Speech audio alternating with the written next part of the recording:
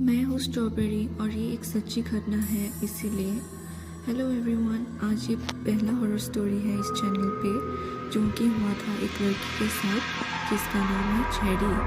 तो cherry belong करती है इंडिया में, जहाँ वो अपने फैमिली के साथ रहती थी। उसका साल इस घटना के दौरान 16 था। तो कुछ दिनों की बात है जहाँ चेरी को बहुत अजीब अजीब आवाज़ें आने लगी थी, कभी मॉर्निंग में और रात को तो हमेशा आने लगी थी।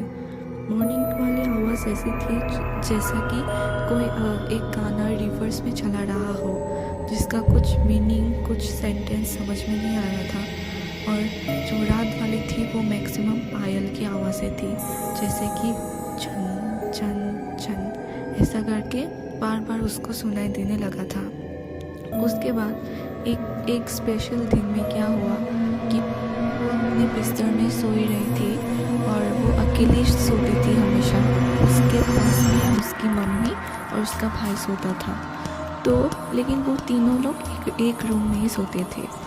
तो फिर क्या हुआ, जैसे कि हमेशा हो रहा था, उसको फिर से पायल की आवाज़ें आने लगी और इस बार वो आवाज़ थोड़ा ज़्यादा वॉल्यूम में था।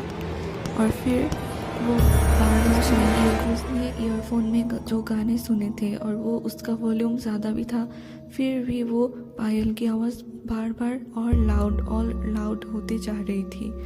और एक पॉइंट में ऐसा आया कि उसको पायल की आवाज़ के बिना और कुछ आवाज़ सुना ही नहीं दे रहा था और उसको मतलब विश्वास ही नहीं हो रहा था कि वो फिर उसका रियलिटी है, फिर उसका सपना है।